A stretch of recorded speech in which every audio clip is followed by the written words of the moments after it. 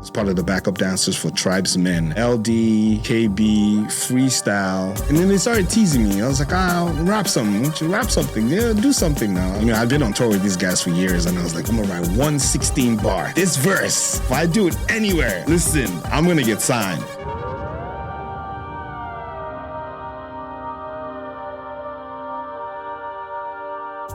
Hello and welcome back to No Man's Friend. I'm your host, Garrett Van Team, and today I'm joined by Dr. Sid. Dr. Sid, welcome to the show. It's my pleasure to be here. I'm super excited. I wanted to hop right into it, and my first question is actually, I'm curious about your mother. I've read that she was is a successful fashion designer, and I was wondering if you could tell me a little bit about her and maybe some of your upbringing.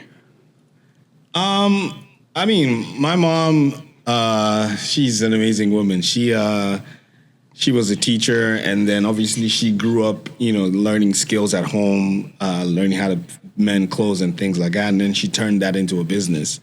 And she made clothes for some of the most popular, amazing people in Nigeria back in the late 80s and things like that. And now she's into something else. But she is a full creative. She was an art teacher. She drew, she painted, and I think that's also part of where some of my creative juices came from. Okay. And then when did she meet your dad? Was he already acting? I think my dad had just come back from Germany. He was already acting. He went to theater school in Germany. He came back. He was a dashing. Actually, they met during an audition.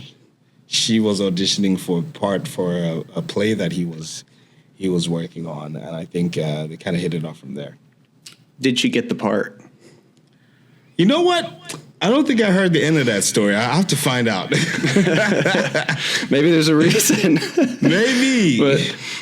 But so for my Western audience, your father was, I think I've seen him described in so many amazing ways as one of the most, not just prolific, but also one of the biggest actors to come out of Nollywood. And I was wondering if you could tell me a little bit about him and maybe what it was like growing up in that house.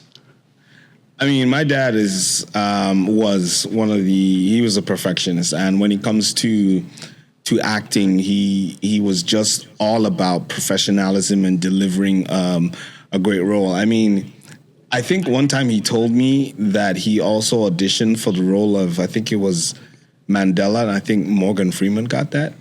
Mm-hmm. I think so. He's been described as many things. The Morgan Freeman of Nigeria. He's just such a powerful actor. He's done so many movies, television, film, and everything he's been in has always been associated with perfection and just quality work. So, for me, growing up seeing that, it was one of those bittersweet situations where your father is this big character and you're always moving in that light, and everybody sees you as the son of this great guy, so you have expectations to live up to. But for me back home, he was just a regular strict father who would kick your ass if you went wrong. So, but I think also seeing how people revered him also kind of drew me towards entertainment, because I liked that energy. I loved how he was when he was out. He was always smiling. He would, say hi to people who take pictures, and things like that. So I think those are I think it was kind of inevitable that I was going to end up in entertainment. Yeah, his show, Village Headmaster, was that actually on like every week? It was a weekly show. I think it was Thursdays, if I remember correctly. Thursday nights at just after the news at 8 o'clock, and everybody was tuned in, sitting down, waiting to watch the Village Headmaster. And he was actually the second actor to play that role.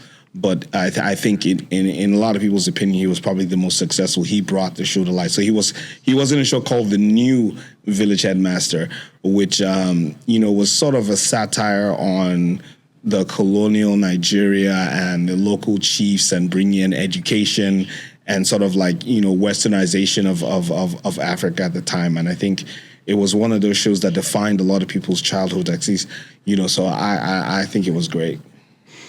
That's interesting. When I interviewed eLDee, he gave me like a 10-minute, very like just the footnotes of like how the tribe separated. And I was really surprised by all the comments. I got hundreds of comments of people saying you're absolutely wrong or you're totally right.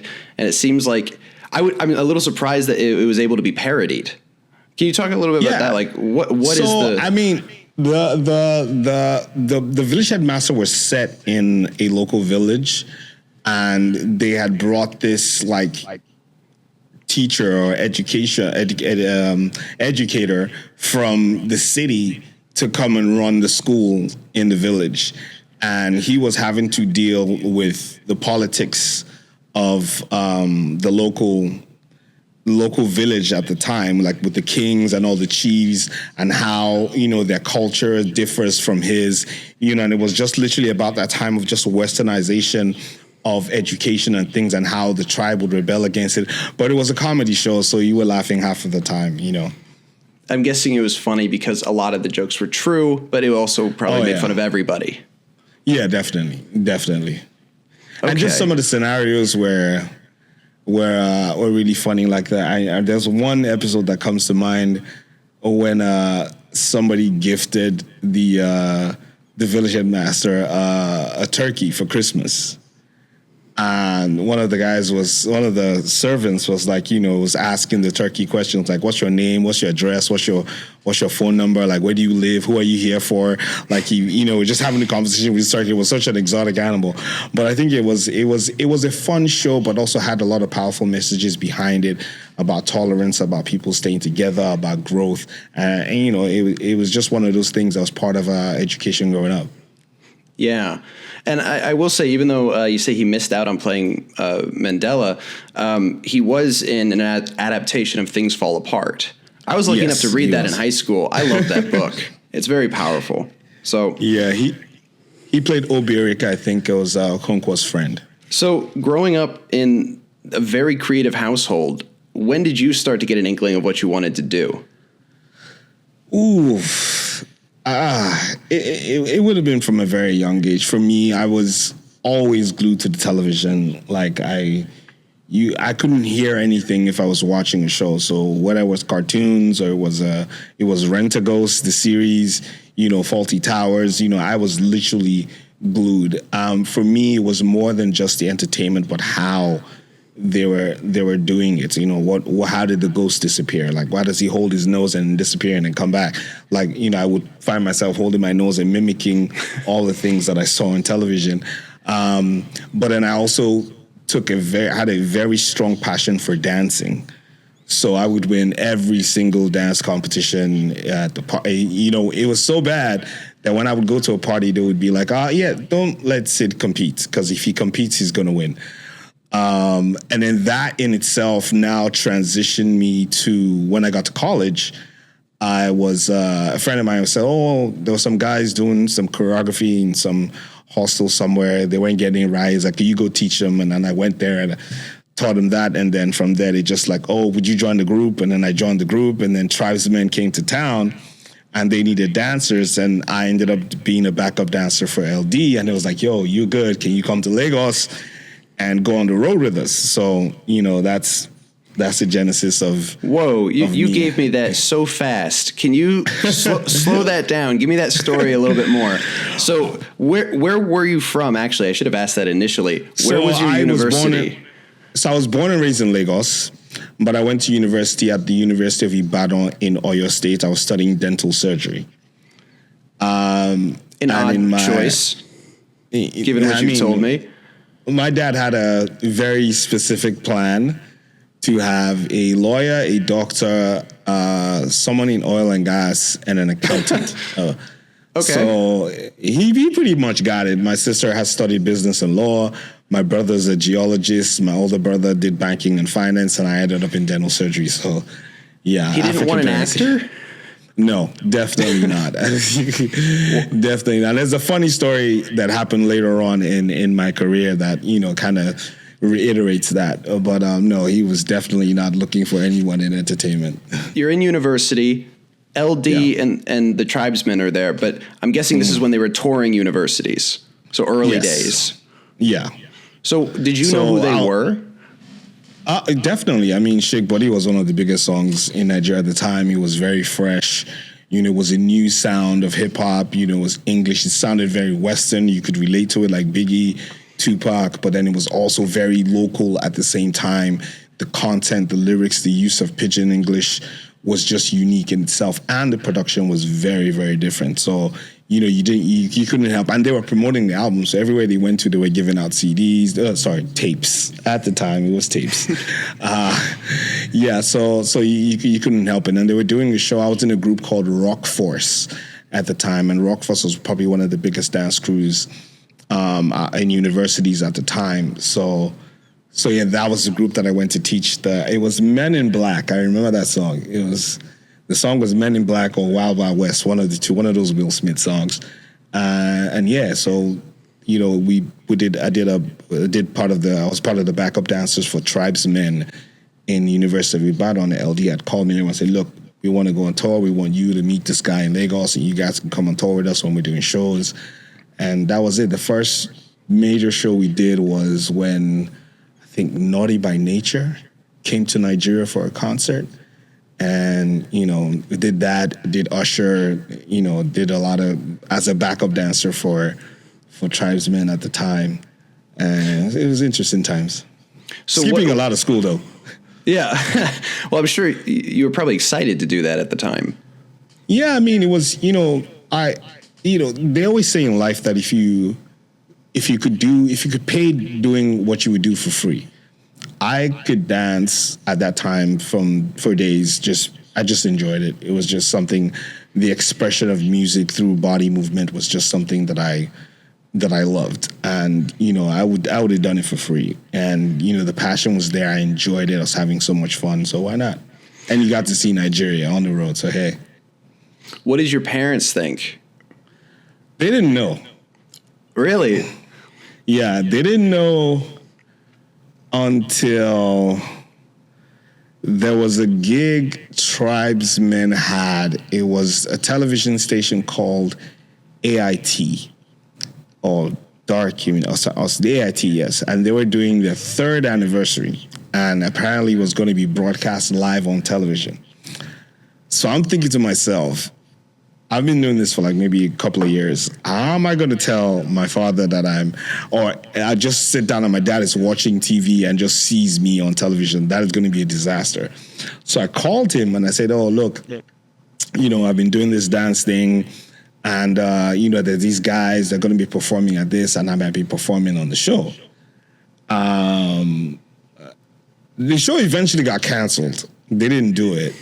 But my brother, who was at home at the time, he told me that my dad came home from work that day, sat down and said, your brother said he's going to be on TV today. Let us see if he's doing what I sent him to do in school or if he's on TV. I pray he doesn't show up. I was like, my God. So if I had shown up on TV that day, I might have been toast.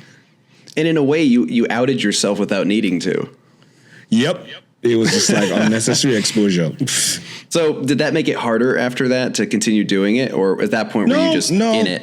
I kept on. My grades were good, at the time. I was doing well in school.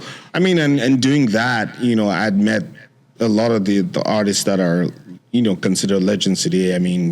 P Square, the Plantation Boys back in the days, you know what I'm saying? Daddy Freeze, Daddy Shoki, a lot of the earlier artists. And I'd done some big shows. It was just for me like living a dream at the time. And this was as a dancer, right? So how did you transition into rapping? So this is a very interesting story. So we were in. So there's. I don't know if eLDee explain what the term BQ means, which is like a boys' quarters. They had like you have like a staff building, because I used to stay in the staff quarters, but in like the BQ, which is like you have the main house and then you have like a house for like an extra like a shed, like a back room. But it was really close, like a 1-bedroom, bath and toilet. And then eLDee used to stay in one of those. eLDee used to stay alone. And then we were there. It was myself, eLDee, KB, Freestyle, think the late Sound Sultan was in there as well, and Le Couché, one of the early members of the tribe. And there were, freestyle sessions going around. Everybody's, dropping lines. And, I'd been on tour with these guys for years, and I was like, man, I'm going to write 116 bar. That this verse, if I do it anywhere, listen, I'm going to get signed. And then they started teasing me. I was like, I'll rap something. Won't you rap something? Yeah, do something now. I was like, yeah, okay. So I dropped the verse. And everyone in the room was like, whoop. Okay. Do you remember the verse? No, I do not. And I don't even think I want to, because I'm pretty sure it was terrible. You'd look back now and be like, hell no. Yeah, definitely hell no. And then everyone was like, they were impressed, because it was like, when you expect somebody to just do something that's really funny. And they were like, oh, no, the eLDee called me later. It was like, listen, you got skills. You just need to work on your delivery and keep writing. So I kept on doing that. And then about a year or two later, I went to school, I came back, and then eLDee had played me a song called Work It. And that was the first single from the tribe. It had Del, Sasha, Two Shots, and I think eLDee, and maybe Timmy, I think. There were 5 of them on the song. And I was like, yo, bro, we got to do like a Work It part 2, because, I'm trying to jump on this verse, you know what I'm saying? You can't just have these guys alone on this track. Like, this the tribe thing you're building, want to be part of it. And it's like, yeah, he wants to expand, because at that time we had Del, we had Sasha, we had the 4 men initially, and then we just, and they broke up, and then we had Two Shots alone from that group. And so it was like, look, he wants to make a big record label with all these different artists. And I was like, yeah, he's definitely, since I've been here and he knows that I can write, we can definitely do that. So when I got back, I was like, yeah, we have to do a part 2. We have to do a part 2. We have to do a part 2. So it was me, eLDee, and Timmy, and we started writing the song. And that song, for some reason, when we recorded it, everybody who was on the original song was like, no. I got to be on this one. I definitely got to be on this one. So eLDee ended up extending the song. We had 10 people on that track. It was called Oya. And I think that was probably, if I'm not mistaken, one of the first videos ever played on MTV Base Africa when they launched in Africa, along with P Square's Get Squared. We had what's his name? Ayo Animashon, R70 came, shot the video. It was, imagine shooting a video with 10 people. The song was probably like 5 minutes long, or 5:40 or something like that. What changed, if anything, at that point? Like, when the song came out, were people like, hey, who was that? We need to see more from him? Or was there a delay? No, I think, I was still in school at the time, so it was very difficult for me to record. I mean, I was skipping school a lot to come to Lagos and do the shows and things like that. But Oya had a very, very long run. And obviously it was Trybesmen and the tribe. Most of the other artists were in Lagos, so it was easier for them to record songs. I was still trying to finish up medical school. I think I graduated 2 years later, which was in 2004, not before having some difficulties and having to repeat a few exams because I had missed a lot of school. Finally graduated, and then eLDee had worked on my first single, which was called Don't Stop. And we did that. It was #1 on the charts for about 10 weeks or 8 weeks or so. And then, from then on, it was like, we gotta keep going. You're established at that point. Yep. You glossed over it a little bit there. You still became a dentist? Yes, I did. I graduated with the Bachelor of Dental Surgery degree from the University of Ibadan in 2004. Did you ever? So hence the name Dr. Sid. So in the tribe, I was known as Sid, S-I-D, but after graduation, in 2004, the tribe had pretty much kind of started to, dissipate. And then I'd linked up with D'banj and Don Jazzy in London while I went to school there for a bit. And when I came back, they started their record label. They started Mo Hits, and D'banj was like, yo, you're a doctor, man. You got to let people know you're a doctor. So we're going to call you Dr. Sid. Yeah. So, I mean, for a lot of people that don't know, this is probably the first time I said it. That is the origin of the name Dr. Sid. Oh, wow. And did you actually ever do dentistry? Like, did you ever operate? I did. I practiced for 3 years while still doing music at the same time. I think that's why I probably hate multitasking right now. I think I've done enough of that in my life. I did that. I started working, and then the hours were just ridiculous. I got paid 45,000 naira a month, which at the time would have been like, I don't know, maybe $500 a month to work 8 a.m. to 6 p.m. Monday to Saturday. In Nigeria at the time, was that a good paycheck? I mean, for the hours, no. I mean, it was decent, but it wasn't, as a doctor, you'd expect to get more. But at the same time, I was running a club called The Vault on Friday and Saturdays with some of my guys, and we would make like maybe $100,000 a weekend. I was doing a monthly gig. I was making $30K. I had a weekly gig with a live band. So at the time, I was probably making like $450,000, $500,000. And I thought to myself, I said, why am I going to work 8 a.m. to 6 p.m. to earn $45K when I can sleep from Monday to Thursday and make, 10 times that? So that was the end of dentistry for me. And why was that? Why do you think you were willing to do that for at least a time? I think it was just passion, because I didn't really, I loved entertainment more than I did being a dentist. And for me, graduating from dental school was a thing of pride. I've done it, so you can't say that I don't have an education, I don't have a degree. I have a degree, and I have a medical degree at that. So, I'm not on your level, basically. Very prideful young man. So it was like, I've done that. I can always go back to that, but let me, while I'm young and I have time, give music a go and see, how that works out. Okay, so then your first album, I know it says that it was Turning Point, or first studio album, but wasn't there one before that called Prognosis? And then I was curious about that. Prognosis never came out. It says it was abandoned, and I was hoping you'd correct that wording. It was. I actually still have some of the songs. They pop up on my Apple Music sometimes. So at the time I'd graduated, we started recording an album with eLDee. We had some songs from the Tribe. The Tribe had broken up at that time. eLDee, I think, had moved to the States. My dad had to kick me out of the house because he was like, You did what now? You went to medical school and now you want to do music? Yeah, I'm not having that. So, even though you were successful, I wasn't as successful as he would have liked. And there's difference. Like at the time, music wasn't Afrobeats or Nigerian music wasn't what it is now.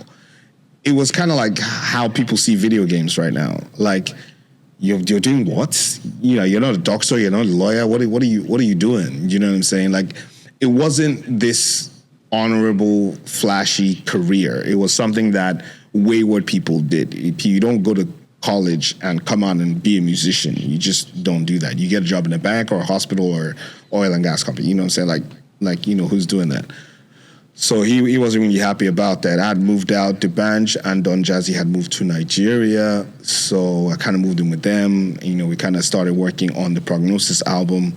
But D'banj had just moved back. He had just dropped his first album, Rundown, Funk You Up. And then he was working on the second album. So the Prognosis album never really got finished to my liking. We had artwork, we had everything. I think it was inspired by one of Jay-Z's album covers. I can't remember the photos.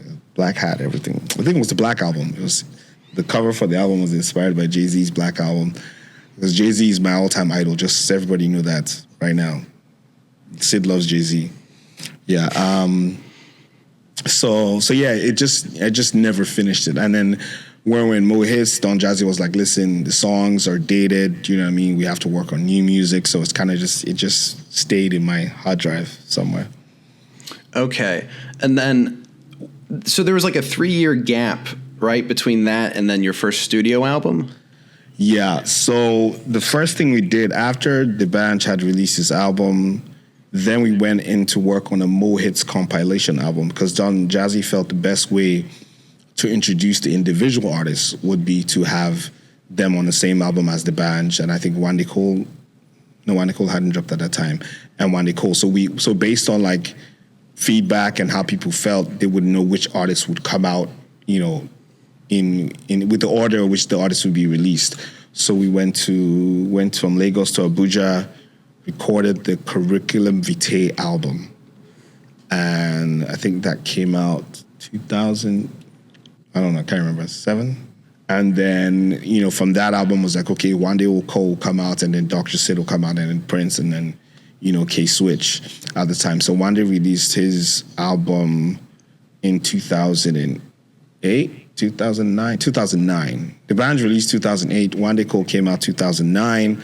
Sid came out 2010. And what was the reception to that? Because I imagine most of your fans were like, were excited to see the album, like finally. Yeah, I mean, and the songs were huge. Like the first 3 singles had done amazing. I was touring for a whole year and doing shows, you know, with Something About You and Chi and Pop Champagne or Pop Something. But then when the album came out, Over the Moon it just blew up, and it was like, you know, people didn't really, I don't think people, there were other songs that are hip hop, but Over the Moon was the one that just, you know, everybody just wanted to hear that, and that just took off a life on its own. I mean, till today, I still get people, you know, I'm on stream or I'm doing something, and everybody's like, I feel like I'm flying over the moon. So, you know, I've been lucky to have, you know, really big songs, and, you know, I'm just blessed, and I appreciate everyone who's been part of that, and God for giving me the opportunity. Well, it was also Over the Moon. Some older interviews I found were talking about how it also changed the game because of visuals, and you had more of a creative input on the music video itself. Yeah, I've always been, you know, obviously, you know, my dad's background, television, film, all of that.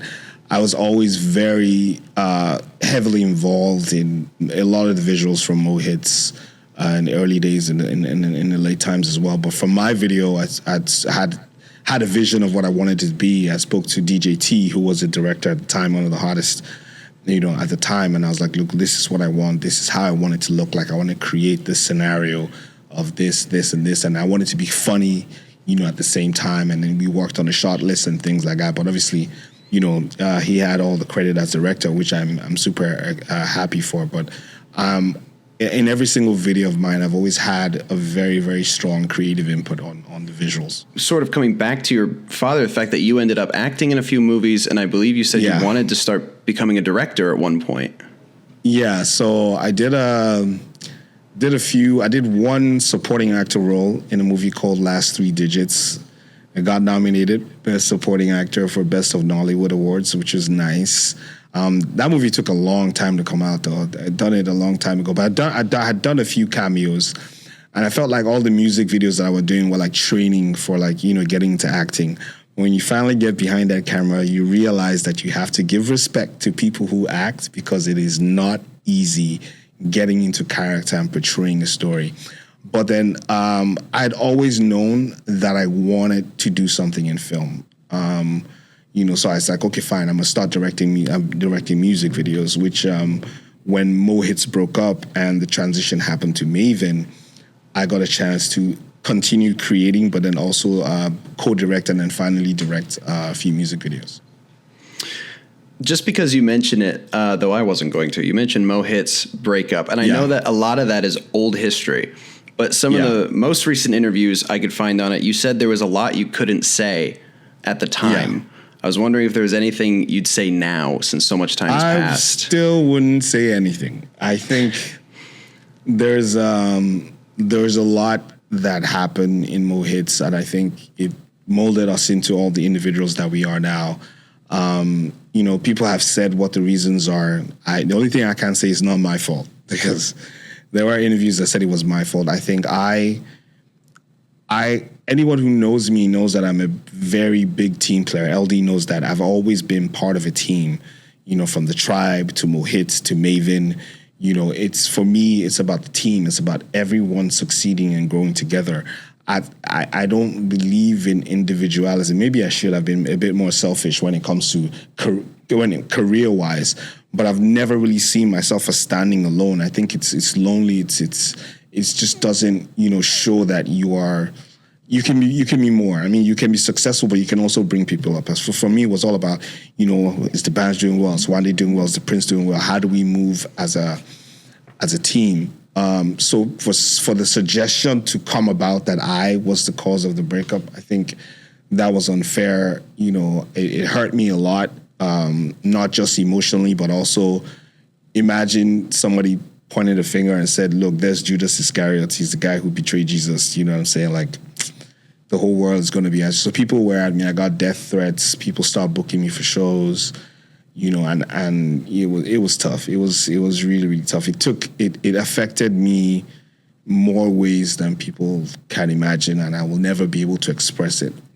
But having gone through that, and that pain was what led to my next hit, which was Surulere. So I don't think there's any reason to shed light on what happened. If, we ever do a documentary about it, maybe we'll talk about it. Maybe everybody will speak from their own perspective. But for me, it was sad. It was painful when it happened, but it happened. So as we say in Nigeria, we move. Well, I think a documentary would be very cool, especially to get you guys back in the same room talking about it again. That would be fun. That would be tough. So you're saying that your guys aren't quite on speaking terms, or? I mean, we are, but I think it's a chapter that maybe a lot of people might not want to revisit. So, And that makes sense. That's fair. Yeah. You said, though, that you took what you were feeling at that time into your next big hit. Can you talk more about that? So, we had started Mavin Records, and we had worked on an album called The Solar Plexus. And, me, Don Jazzy, we were like, yeah, we're going to do this. We're going to create the game, change the music. But what we didn't realize was what happened to the Nigerian music industry and when Mohits split up. It was like, Mohits was like a doorstop. And as soon as that happened, the whole industry just said, oh shit, the doorstop is gone, let's go. So everybody flooded in. I mean, we opened the doors for EME, for Wizkid, for Davido, for Nato C, like artists who sort of had a cap. Everybody kind of just, there was no more Mohits to be the number one. It was now open season. And then that being said, it took about 2 years before the Mavin project came out, and then it was met with a lot of resistance because it's like, it's kind of like what's happening right now. Linkin Park's just come back with a brand new lead singer. Everybody's like, I'm wearing a link. Everybody's come back and like, what? She, you know what I'm saying? It's new. Just appreciate it for what it is. Stop trying to compare it to what it was.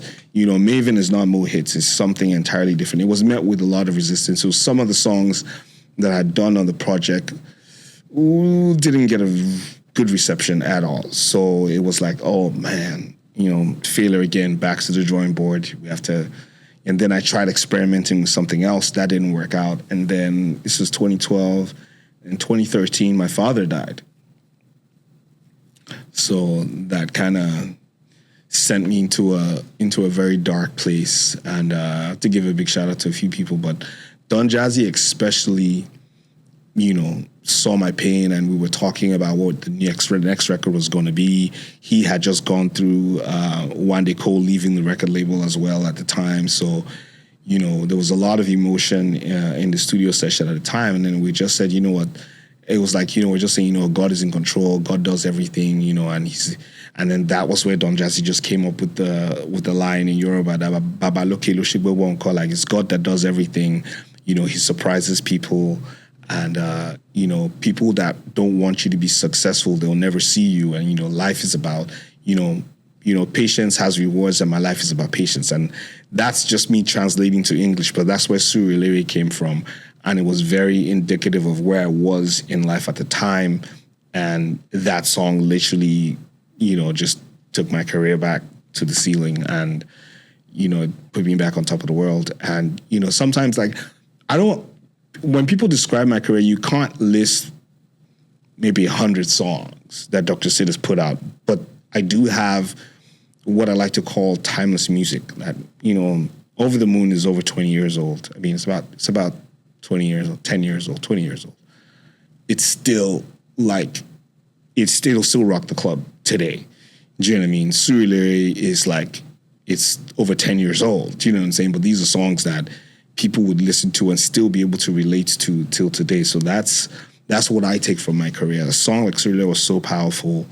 It just literally lit up the world. A lot of people could relate to it. And then it got me an MTV nomination, got me all kinds of nominations and awards. I still lost out to Dorobuchi the year after, but, it is what it is.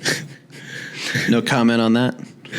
I mean, I was on Dorobuchi, but it was a Mavin song. So you can imagine, you release your single, then the record label puts out a song as a collective, and that song wins all the awards that you're in the same category. You can't be mad, but you're like, I'm mad, but I'm not mad, Yeah, so. yeah, you're still included, but yeah. Yeah. So you said that your father passing helped inspire your next step of music. Yeah.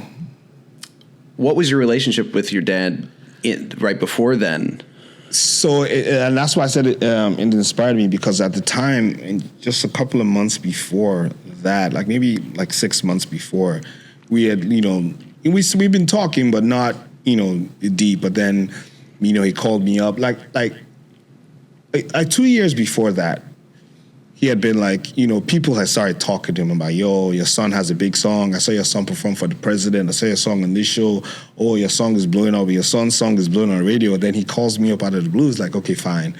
What do you need to, from work? How can I help you get this music to the next level? And I said, just keep praying for me. I'm good. I've built my name without anybody knowing that it was you. I didn't ride off the fact that I was a celebrity's son. I just literally, with the help of my friends and my producers around me, built the name Dr. Sid to where it was, that he heard about it. And for me, that was enough to just prove that the decision I made to make music wasn't a bad one. So when he called me up, I was like, listen, just keep praying for me. From then on, we kept talking. We did only one interview together, and that was crazy that nobody caught on to this. A guy called Teju Babyface invited myself and my dad, and that is the only interview we ever did together. And we also did one magazine cover together. And that was it. And then a couple of months after that, he died. But we had built such a good relationship, and there was mutual respect. He literally saw me for what I wanted to do. And I think, looking back now, I understand that why he was upset with me in the first wasn't because he was angry that I didn't want to, pursue the career of being a dentist. He just wanted me to know that I'd be okay. And a father who is in entertainment understands how the business is and sees that you're living a career of certainty for something of uncertainty. The only way he could express himself was, to sort of cut me off. But we were in a very, very good place before he died. And I think for me, that's one of my saving graces or a silver lining to know that I know he was proud of me. I'm not thinking it. I actually know. And yeah, for me, that was things happen, you move on, you strive, you get up, and you keep moving. Your father passes, you get this big hit, you get this resurgence to your career. What happens next? I think the year my father passed, I proposed to my ex. I got married the year after. To clarify, she became your ex later. She was not your ex at the time. Yes. I proposed to my then girlfriend. We got married a year later. She got pregnant, and I was like, oh shit. What are we doing? So then I started seeing myself. At that time I was 34, and I was kind of getting tired of the celebrity lifestyle. I wanted something different. And I felt like, I needed to figure out what that was going to be. So I was like, okay, what are the things that I'm passionate about? Passionate about three things: Manchester United, video games, and film. Apart from music. And I was like, okay, fine. I want to make film. I can make film till I'm 90. You know what I'm saying? I can do that. So I applied to the New York Film Academy in Los Angeles. I got in. I went there in January, did the 8-week filmmaking course. Got back and said, New York Film Academy. Yeah. I went to New York Film Academy. Yeah, I went to NYFA in LA, Burbank. That's so weird. We went to the same school. Yeah, I was there in 2015. That's wild. Dude, I was there in 2019. Wow. Couple of years apart. Yeah. Okay. Yeah, I got my certificate and everything. Yeah, shout out to NYFA. Shout out to NYFA for sure. Yeah, and that for me, going to NYFA was really about learning why Nollywood and Hollywood look different. You know, I had an idea, but you want to get some technical knowledge. So that's why I did the 8-week filmmaking course. And then when I got back, I was like, yeah, I want to make a movie, but you know, I want to shoot music videos first. So I co-directed the video Kabiyesi, Jen Simi. I directed a video for an artist called, I forgot his name, but yeah. You Got My Heart, that's what it's called, I think. Then I co-directed a few other videos. And I was like, okay, fine. I kept looking for the right script to make. It took me 5 years to find, it took me 3 years to find the script and another 4 years to make it. Yeah, but yeah, that was just it. So for me, it was like, you know, what is the next big thing after music? Like I have to start thinking about it because the same way I came into the industry and a lot of artists kind of, you know, faded out, not fell off, but faded out. They retired, they moved on to other things. It was going to happen to me, and I didn't want to be that guy who was 40 and not figuring out what he was going to do. So film was definitely the next part. We started Mavin Films as a department on the record label to, you know, sort of take care of music videos, content. And if you look at Mavin today, a lot of the content that is, aside from the video, the lyric videos and things like that, that came from that process of how we created a pipeline to keep content creation in-house. So that happened. You know, marriage takes its toll. I'm not gonna dwell on that situation because, you know, I think that's what that is. Well, I do understand why you wouldn't want to talk about that. I mean, it's such an old story too, and you've been hounded by the press. I've seen so many stories come up when I was researching. But if I could ask a question on it, was there anything that helped you through that period in your life? Yeah, it's Jordan Peterson. I mean, you know, sometimes when you're on your phone, you go through all these YouTube videos or Instagram, you just go down a rabbit hole. And Jordan Peterson's philosophy literally got me out of a funk. Like, he literally got me through that whole period and got me back on my feet. I am probably one of his biggest fans, and I hope he comes to Houston. I'm definitely going to be in front. Like Jordan Peterson's, even just his philosophy on the carnivore diet. I lost 30 pounds in 3 months. Like, I was literally, fat in my opinion.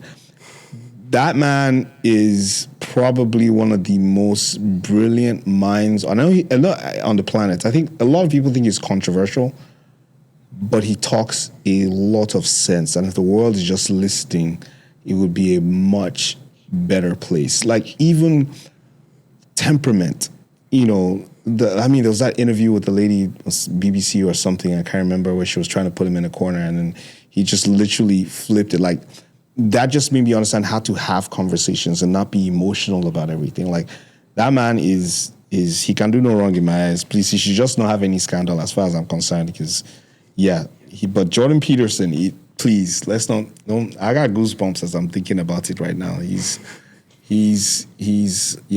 special. Is there a specific lesson that you carry with you from Dr. Peterson?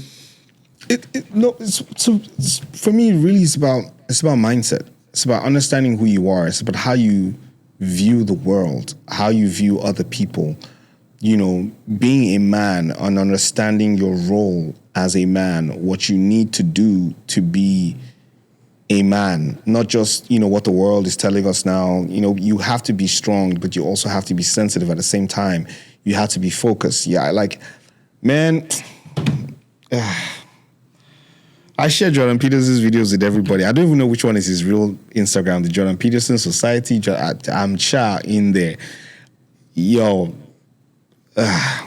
please. You're like really, you're really taking it back. No, he's like, you know, sometimes when you just need to hear something.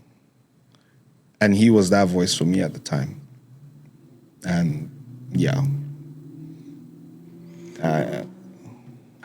well, given especially all the news articles around your divorce, I'm sure that was awful, and the hounding by the press and stuff. So it's cool to hear that somebody as far away as Canada was able to help you through all that.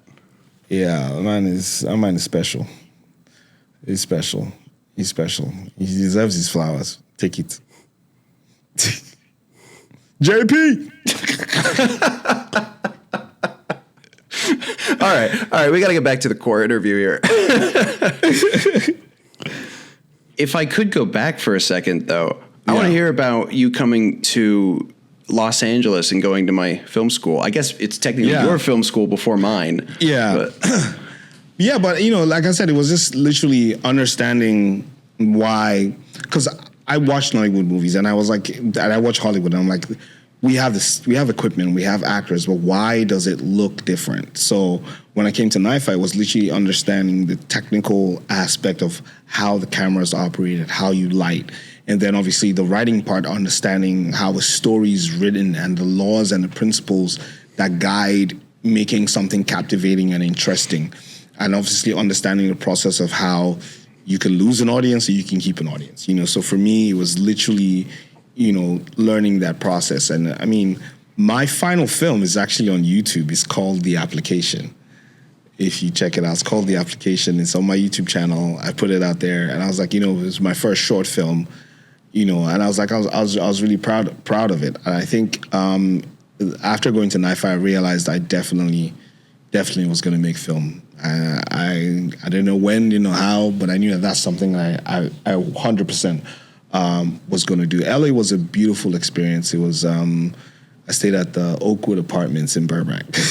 Okay, it was nice. My first daughter was also born at Cedar Sinai in LA as well. So it was just, LA is a very, very special place for me. Still have a lot of friends out there that I knew from film school. And, some of my friends from film school have gone to do big things. One of my classmates, Andy Osho, was in Sandman. Do you know what I mean? As an actor? Who did he play? Yes, as an actor, she played, she's a black lady with the big hair. She played she was like she's been in quite a few The Librarian? movies. Yes. Oh, wait, no. Wait, sorry, she's Andy, bold in that. Hold on. Andy, no. She had Andy Osho. She was like a shapeshifter or something. Okay. I thought that show was very good. I watched it. Yeah, we were in class together. One of my classmates, Andrea Garofalo, he's doing big things over in Italy. Do you know what I mean? One of my guys, Damir, he's in Kazakhstan making big stuff. So I've met a lot of people who have actually gone on to do big things. Masayuki Kondo, he's in Japan, amazing filmmaker. So we, and NYFA just, it gives you that as Edwin Lee Guzman. They're just people that I've met that have, inspired me to keep going and still connects till today. One of my friends is Grace. She's a talent agent at UTA.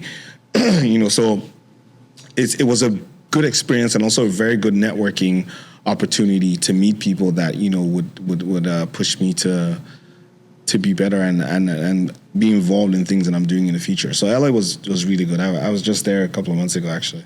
Well, hell Fun yeah. times. Mad props to NYFA. And watch them clip this.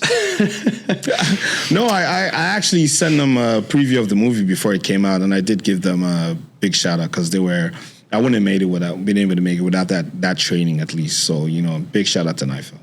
Yeah, I've got great memories of my time there as well. But okay, so you said it took four years to find the script for your movie. Tell me about the movie. It's a movie. It's called The Order of Things. It's currently streaming on Netflix. Go check it out. It was just. I found the script on. This is crazy. I found the script on a website called Simply Scripts. The story was about a guy who is not very attractive. Kind of like hermit kind of guy. And not interested in women. He just, been hurt too many times. But his brother is it's a New York Italian family. And his brother was trying to get married, but the mom said his younger brother couldn't get married until he got married. So they spend the whole movie trying to get him married. And it's a lot of comedic, mishaps and things like that. So I felt it was a very relatable story. And then I reached out to the writer and I was like, listen, I'd love to, make this for Africa, but I would need to change a lot of things. But, shout out to Mike Shelton for agreeing to do that. Mike is a great guy, and he allowed me, gave me a lot of creative freedom to rework the script to make it relatable, for Africa. We did that. I started shopping it around. It didn't get any hits until 2021. This is before you made it, or this is you're looking for distribution? I was looking, before I was shopping the script to look for investors to partner to make the film. Okay. And I actually try to get a distributor first and then, get investment. So I'd shopped it to somebody and they didn't talk to me for maybe 2-3 years. And then they called me and say, yo, remember that script you sent me? We want to make it. I was like, oh, for real? Yeah, and we'll go 50-50 with you. So I was like, oh, okay. Yeah, but we want to make it in 6 months. So literally, we had to go. We shot it in April. It was out in July. Wow. Yeah. What was that like? Because it was crazy. We shot in a month. I think about 5 weeks. Yeah. Okay. Pretty fast production. Yep, it's Nigeria for you. That's why Nollywood is turning out so many movies. Premiere was in, I think, July 10th. I think we premiered with Jurassic World. Is it Jurassic World? The one that came out in 2022. I can't remember which Jurassic movie came out that period. 2020. Or Guardians of the Galaxy or something. That would have been like maybe the second Jurassic World. Yeah, I think it was the second one. Yeah. That's fine. That one sucked, so it probably wasn't too hard to beat. It sucked, but people watched it instead of my movie. Yeah, that's the one where they're just in a mansion, like doing auction. I don't know. Well, I don't know. Yeah. How hard is it to put dinosaurs in the city? I mean, come on. They tease it every time. Yeah. So we didn't do really great in cinemas, but we got a Netflix distribution deal right after that, and well, there is a story before that. I kind of got involved in esports and gaming like 2018. But I have a question about that. Contender, right? Yes. So before Contender was Citizens Gaming. So I've been an avid gamer all my life, and I felt like, okay, I want to get involved in esports. I attended E3. I think it was 2018 and 2019. I attended E3 and I was like, my mind was blown. And I was like, yo, yeah, I'm definitely doing this. So I got back to Nigeria. I was streaming on Twitch at the time. I started a team called Citizens Gaming. It's like, I'm going to get all these esports players, get them to play together, and then compete in tournaments and go global. And then I did that for like 2 years, and then I realized there are no tournaments in Nigeria. There's nothing. I'm spending all this money, but how am I getting my money back? So Contender was born out of that if we don't have anyone who's doing proper esports tournaments, I would create a company that would create, top-of-the-line esports tournaments and create leagues for players to be able to compete and have an opportunity to go global. So Contender launched in 2021, just about the time I was about to start production for the movie. We had a $60,000 tournament in 2021, and we've been running the Contender Esports Championships every year for the last 3 years. I don't think we're doing it this year, though, but yeah. That's so interesting. So one of my favorite parts about talking to eLDee was he told me about how there was no infrastructure for music, so he had to be part of the wave that brought it. And now, in a strange comparison, you're doing the same thing with esports in Nigeria. Yeah, because I just realized that, and then it's like there are people play tournaments here and there, but there's no structure. Because infrastructure is a problem. Internet, consoles, devices. But then if we can put together a good enough league and tournament and have good production and let people see what Nigerian and gamers are capable of doing, maybe we can draw attention to this. And I'm happy we did that, because right now we have, I work for a company called Unanimous Games here in the US, and we just signed a deal to do a $1 million tournament along with our partners, UEL, to be able to bring Nigerian athletes to come to the US to compete in a $1 million tournament.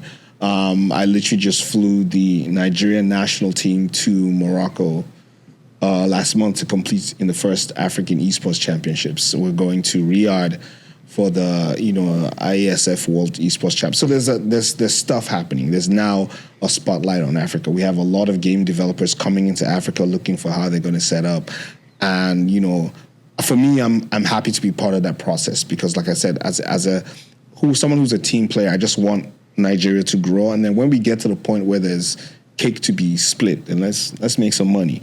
But for now, it's literally about building that ecosystem and giving gamers an opportunity to make money from their passion. And it's interesting too because you've had multiple careers, it seems, like very different careers, and some of them happening at the same time. Yeah, I'm tired.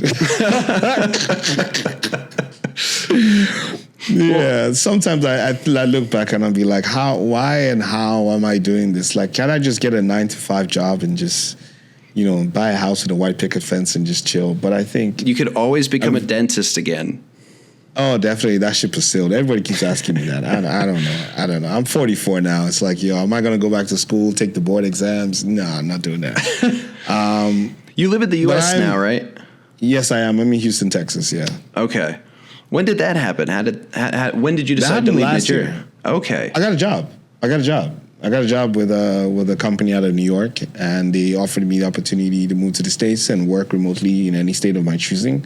I have family in Houston. My best friend lives here, so Houston, Texas was an easy choice. And that's it. I've been working on gaming and tournaments and game development and education training for the last year and a half.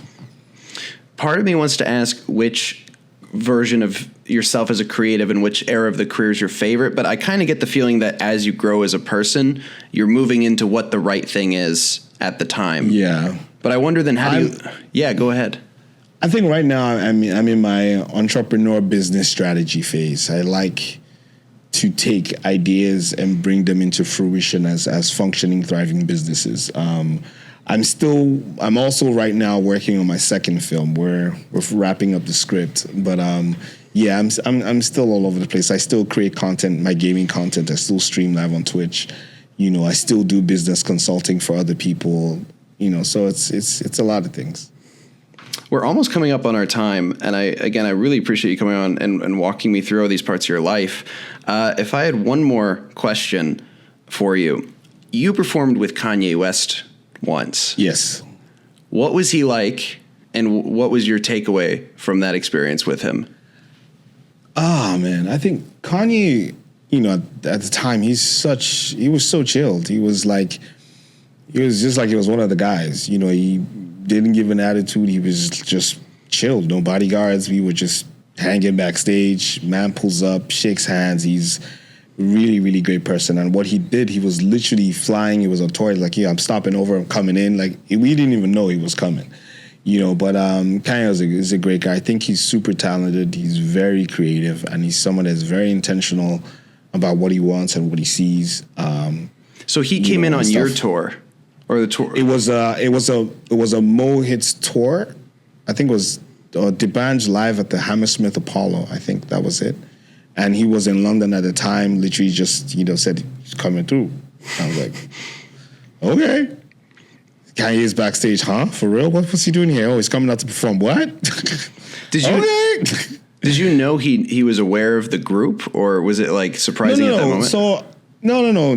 D'banj and Don Jazzy had been having conversations with Kanye for about a year before that. The good music deal, the production, because Don Jazzy worked on, I think it was Lift Off on the Watch the Throne album. Okay. And D'banj later, he got signed to Good Music as a producer. I think D'banj later got signed as an artist. So there was a conversation going on at the time, but just, we didn't know he was going to come to the show. Okay. If I could ask, what do you think about the current era of Kanye?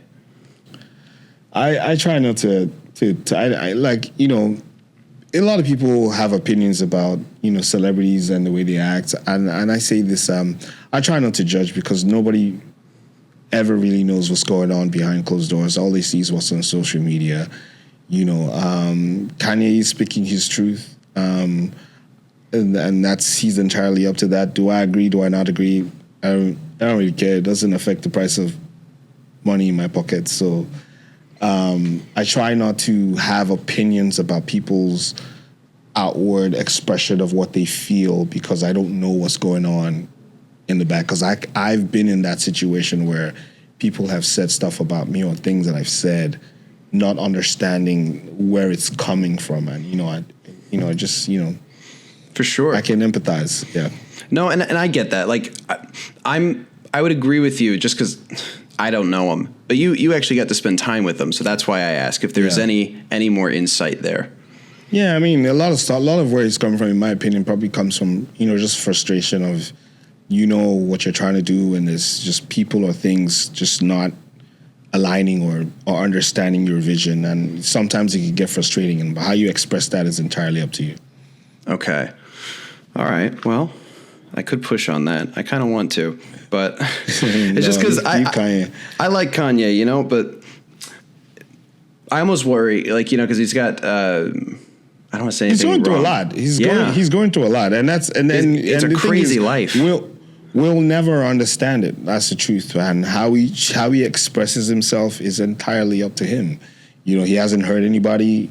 He hasn't done anything illegal, as far as I know. You know what I mean? So it's his expression, and unfortunately, he's in the public eye, so everybody's going to have an opinion. Do you think he'll find his way back to public? I don't even know what you call it, acceptance? Because I would say he's still got quite a fan base. Does he need it? That's the thing. I think at a point in your career, you always get to the point where you realize public acceptance isn't all that it's cut out to be. Right?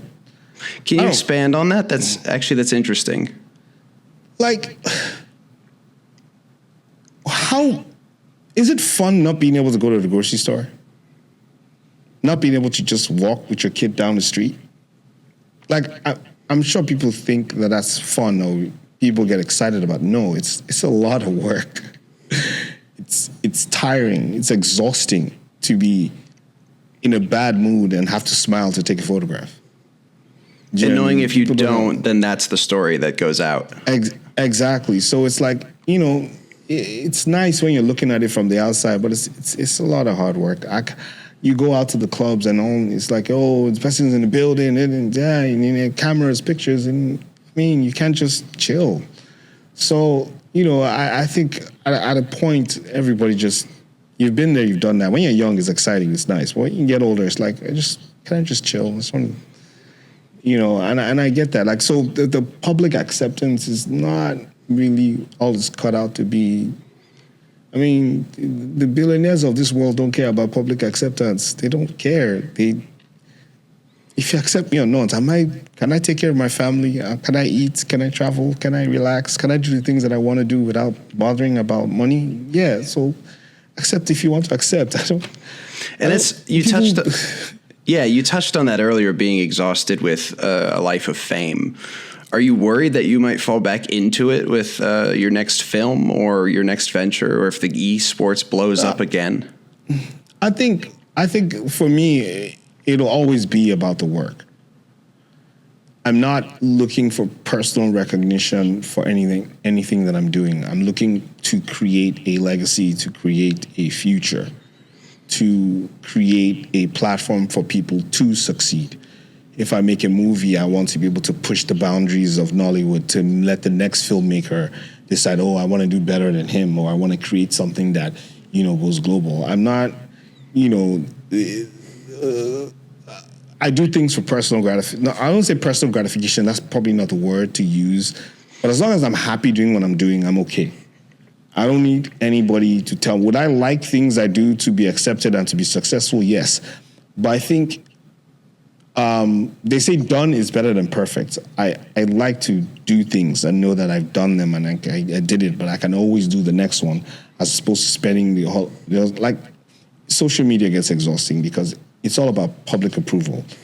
It's about, do they like your picture? Do they not like your picture? My picture's not getting any views. What do I need to do? I need to start dancing. I can't. I'm sorry. Yeah, no, I understand that. And then you get further and further. That doesn't mean you won't see me do a TikTok video and do some shaking my booty a little bit, but generally I just don't. You're not chasing the algorithm. No. I think it's a good distinction. A lot of the internet right now is algorithm driven, and that's kind of driven away from genuine humanity. Jeff Bezos is not chasing the algorithm. Neither is Mark Zuckerberg. They're creating it. Hey, I mean, I can't think of a better place to end than right on that note. That's a pretty powerful note. Don't chase the algorithm, create it. Yeah. Dr. Sid, thank you so much for coming on my show today. Thank you so much. Bless you.